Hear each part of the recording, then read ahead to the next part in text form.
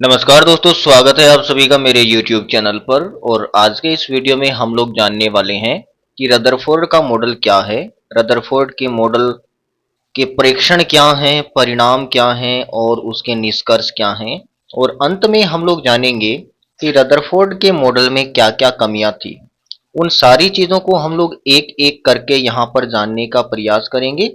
आप लोग अंत तक मेरे साथ बने रहिए और आपको बहुत कुछ इस वीडियो में सीखने को मिलेगा। चलिए शुरू करते हैं और जानते हैं कि रदरफोर्ड का परमाणु मॉडल आखिरकार है क्या।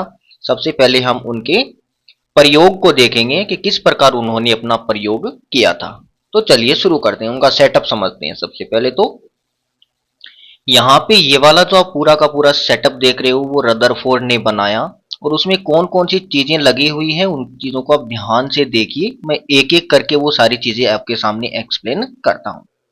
नंबर वन पे यहाँ पे अल्फा कणों का स्रोत लगा हुआ है।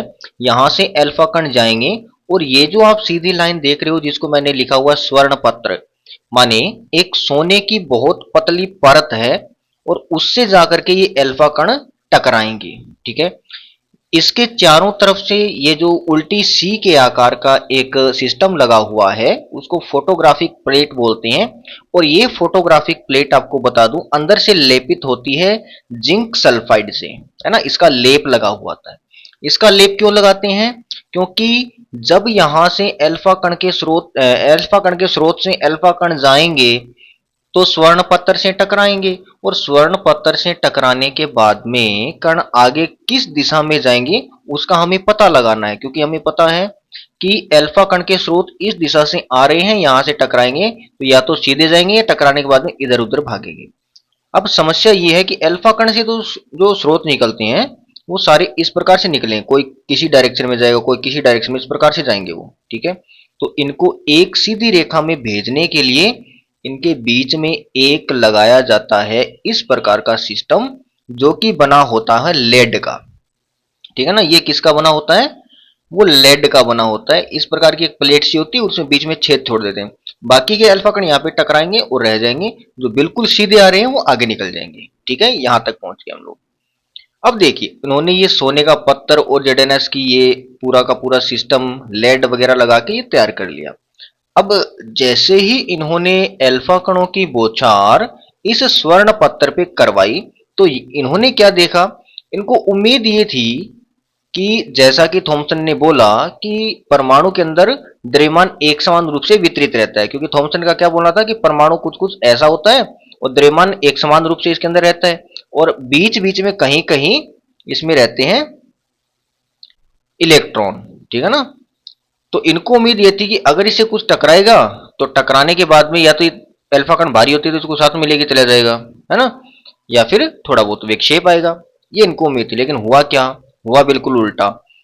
यहां से जितने भी अल्फा कण आए उनमें से ज्यादातर तो सीधे निकल गए, उनके अंदर कोई विक्षेप उत्पन्न हुआ ही नहीं। ज्यादातर तो क्या हुआ, स्वर्ण पत्थर से सीधे के सीधे आगे निकल गए।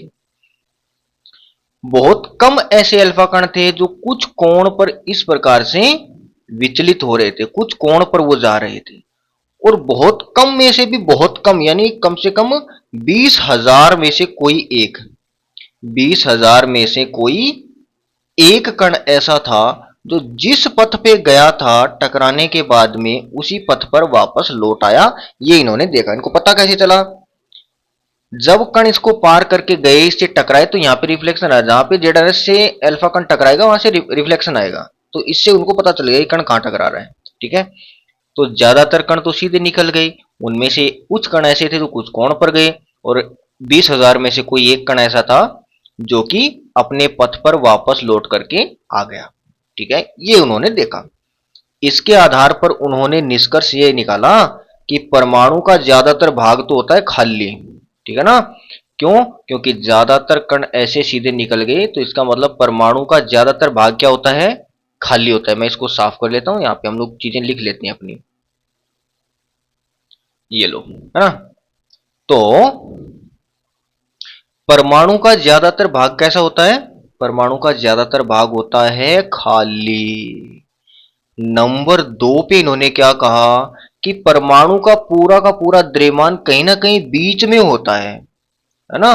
परमाणु का पूरा का पूरा द्रव्यमान बीच में होता है और यही इसका धनात्मक आवेश होता है। और जहां पर ये द्रव्यमान रहता है वो बहुत ही छोटा भाग होता है। ये इन्होंने दूसरा निष्कर्ष निकाला।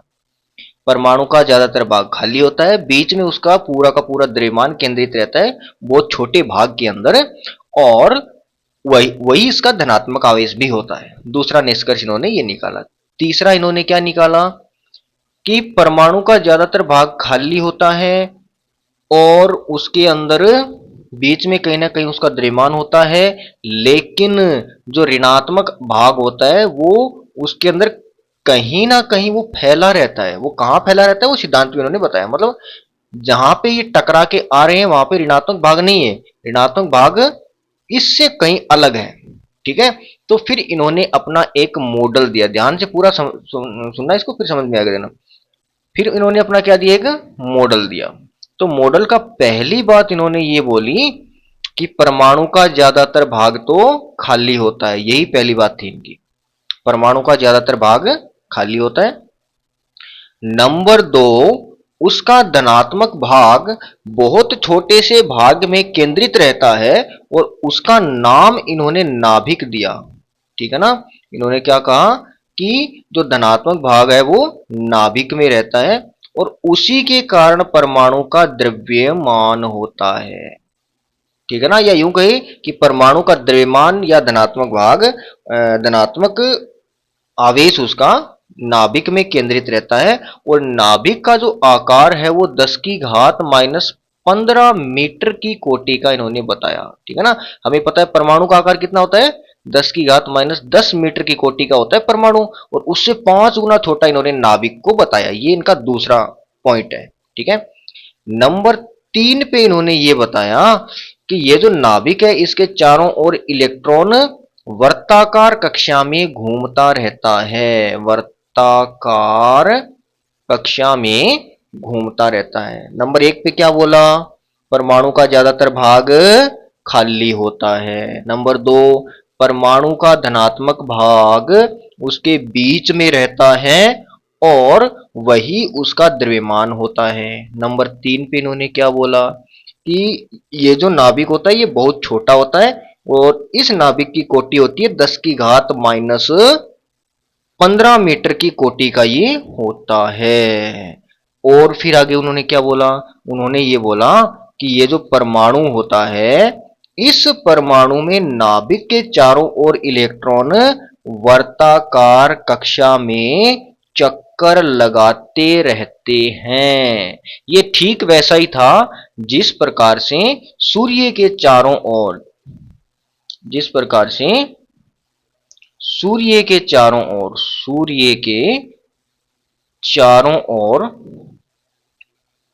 चारों ओर ग्रह चक्कर लगाते हैं। जिस प्रकार सूर्य के चारों ओर ग्रह चक्कर लगाते हैं ठीक उसी प्रकार नाभिक के चारों ओर इलेक्ट्रॉन चक्कर लगाते रहते हैं। और चौथी बात इन्होंने ये बोली कि ये जो नाभिक होता है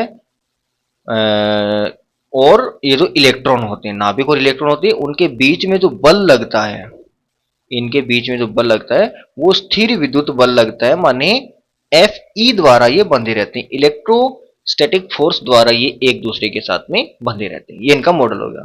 परमाणु का ज्यादातर भाग खाली, नाभिक में द्रव्यमान और धनात्मक आवेश, नाभिक का आकार 10 की घात माइनस 15 मीटर, इलेक्ट्रॉन वर्ताकार कक्षाओं में या वर्ताकार पथ पर चक्कर लगाता रहता है ठीक उसी प्रकार जिस प्रकार सूर्य के चारों ओर ग्रह चक्कर लगाते रहते हैं। और इन दोनों के बीच में जो बल होता है नाभिक और इलेक्ट्रॉन के बीच में वो इलेक्ट्रिक फोर्स लगता है। ये इनका हो गया मॉडल। अब इस मॉडल की कमियां देखते हैं। इस मॉडल की कमी नंबर 1 ये हो गई कि जब कोई आवेशित कण वर्ताकार पथ में चक्कर लगाएगा तो उसके पास होगा त्वरण। भाई कण के पास में एक तो आवेश है और आवेशित कण गति कर रहा है। कौन सी गति कर रहा है, त्वरित गति कर रहा है। आवेशित कण त्वरित गति कर रहा है। क्यों, क्योंकि देखो इलेक्ट्रॉन अगर एक सी चाल से भी घूमेगा तो भी घूमने के कारण उसकी दिशा बदलेगी और दिशा बदलेगी तो त्वरण आ जाएगा। जब कोई आवेशित कण त्वरित गति करता है तो इलेक्ट्रोमैग्नेटिक वेव के रूप में ऊर्जा की हानि करता है, और अगर ऊर्जा की हानि करेगा तो मान लीजिए यहाँ पे नाभिक है और इसके चारों ओर इलेक्ट्रॉन इस प्रकार गति कर रहा है।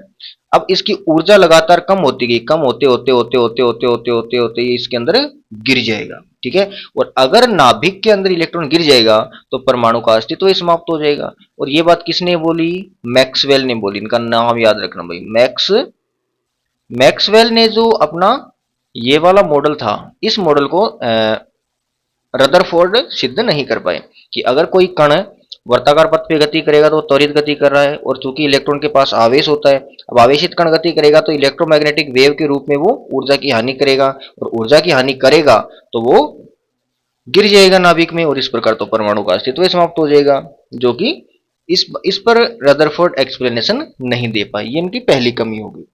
इनकी कमी नंबर 2 क्या है कि देखो, नाभिक के चारों ओर जो इलेक्ट्रॉन चक्कर लगाता रहता है, इनको इसके लिए उन्होंने बोला कि वर्ताकार पथ पर चक्कर लगाते हैं, लेकिन वास्तव में वर्ताकार पथ पर नहीं, वो दीर्घ वर्ताकार पथ पर चक्कर लगाते रहते हैं। ये दूसरी होगी। नंबर 3, बाद में जो स्पेक्ट्रम आए, 3 नंबर पे स्पेक्ट्रम आने उत्सर्जन उत्सर्जन और अवशोषण स्पेक्ट्रम, उत्सर्जन और अवशोषण। उत्सर्जन और अवशोषण स्पेक्ट्रम को ये नहीं समझा पाए कि किस प्रकार से ये होता है। और आपकी जानकारी के लिए बता दूं, हालांकि इसको डिटेल में पढ़ेंगे, कि किसी भी परमाणु का जो उत्सर्जन स्पेक्ट्रम होता है वो स्पेसिफिक होता है। जैसे हमारे फिंगरप्रिंट्स होते हैं, उसी प्रकार वो एक प्रकार से तत्वों का फिंगरप्रिंट होता है ना। इसको ये रदरफोर्ड नहीं समझा पाए, ठीक है। तो ये कुछ इनकी कमियां थी। यहाँ पे ये इसका डायग्राम है, यहाँ पे उन्होंने क्या क्या देखा वो है, फिर उन्होंने क्या फैसला लिया, और उस फैसलों के आधार पर उन्होंने अपना मॉडल प्रस्तुत किया, और इस मॉडल में क्या क्या कमियां रह गई उसका उन्होंने फिर आगे आने वाले टाइम में हमें पता चला, ठीक है। ये था अपना रदरफोर्ड का परमाणु मॉडल।